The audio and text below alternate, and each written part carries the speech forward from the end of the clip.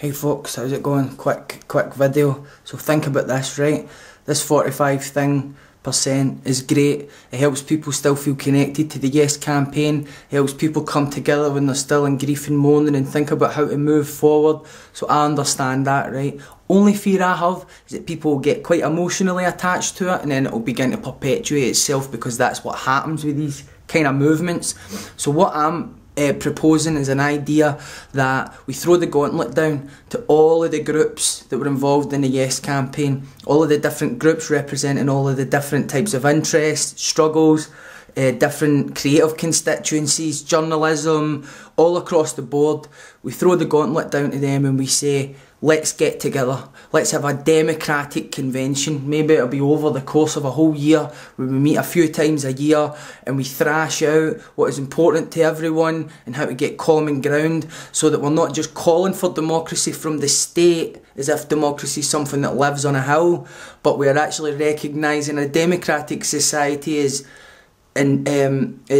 based on the democratic principles of the citizens who live in it. So the responsibilities that they assume, such as critical thinking skills, news literacy, participation, or organisations, are they constituted? What is the decision-making process in organisations like National Collective or Commonweal, for example? You know, let's scrutinise that, let's think about it, because what we don't want is organisations using the sort of collective might of that organisation to then espouse their own personal viewpoints. There's got to be counterbalances and counterweights to any sort of possibility of one voice dominating.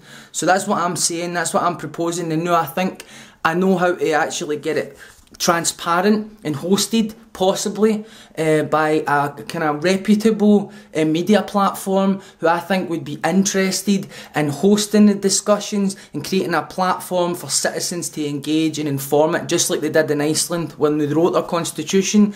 They used Facebook to do it.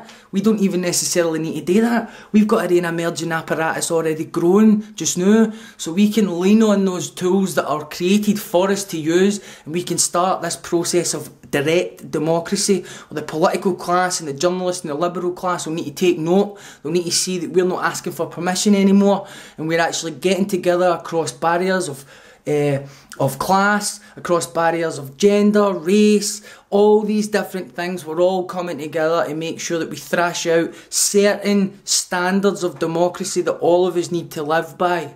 Otherwise, democracy from a state is not going to make any sense. It's not going to do any better if organisations in it are still behaving in an undemocratic fashion. So we recognise the hard work and the great work of the Yes campaign. We also recognise there were some problems, and this is the point to reflect on that. So let's transition slowly from this very unifying 45% movement and identity and into something that is a wee bit deeper than how many people voted yes and no, something that's about the fundamentals of democracy and citizenry, something beautiful, something massive. If you think this is a good idea, share it with the groups that you were following, share it with the activists, share it with the politicians, let them know there's an appetite for this to happen, and they will yield to your will alone. That's what they will yield to.